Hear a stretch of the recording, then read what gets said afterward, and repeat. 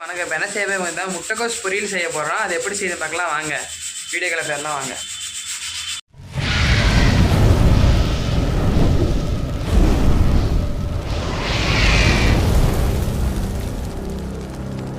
ஒரு வடச்சட்டி வச்சுக்கலாம். ஸ்லோ ஃப்ளேம்லேயே வச்சுக்கோங்க. எண்ணெய் ஊற்றிட்டு எண்ணெய் சுடானே பச்சைக்கடலை பருப்பு உளுந்து பருப்பும் போட்டு நல்லா பொரிய விட்டுருங்க. இந்த பாருங்கள், முட்டைக்கோஸ் வெட்டி வச்சுக்கோங்க கழுவி. இந்த மாதிரி போட்டு பொரிய விட்டோன்னே அதுக்கப்புறம் வந்து பார்த்தீங்கன்னா ஒரு கிண்டிக்கோங்க.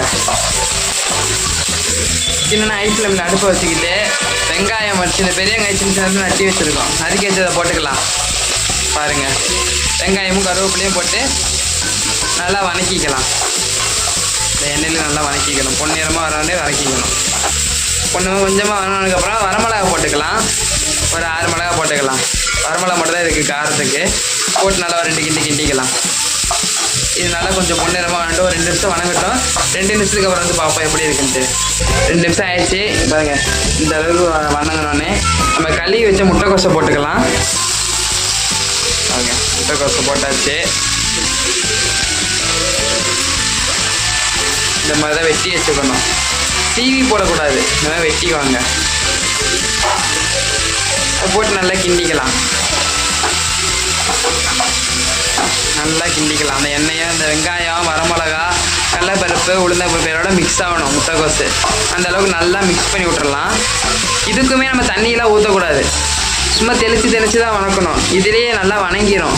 டேஸ்ட்டு சூப்பராக இருக்கும். மறக்காமல் ட்ரை பண்ணி பாருங்கள். எப்படி இருந்துச்சு மறக்காமல் கமெண்ட் பண்ணுங்கள். இது இன்னும் ஒரு 5 அதிகபட்சம் ஒரு 7-8 நிமிஷத்துக்குள்ளே ரெடி ஆயிடும். ஃபுல்லாமே ரெடி ஆயிடும். பாருங்கள், ஒரு 5 நிமிஷம் நல்லா வதங்கட்டும். 5 நிமிஷத்துக்கு அப்புறம் வந்து பார்ப்போம். தண்ணி எதுவும் ஊற்றிடக்கூடாது. வந்துடுச்சு. இப்போ உப்பு போட்டுக்கலாம்.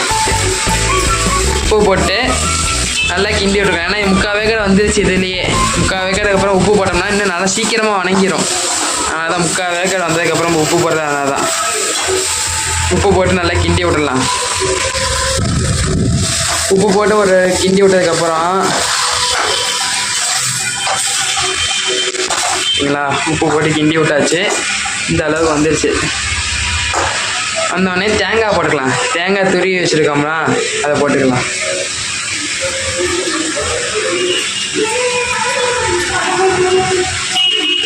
துருவி வச்சு தேங்காய் போட்டு கிண்டிக்கலாம்.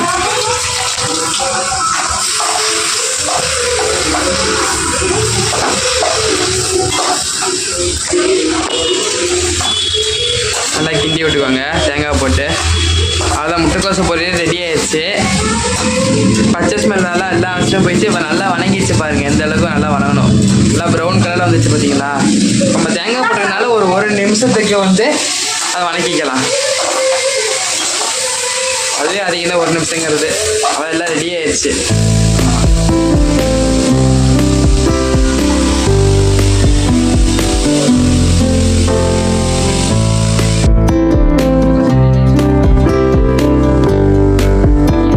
சந்திப்போம். ட்ரை பண்ணி பார்த்துட்டு மறக்காம கமெண்ட் பண்ணுங்க எப்படி இருந்துச்சுன்னு. Tata, bye by.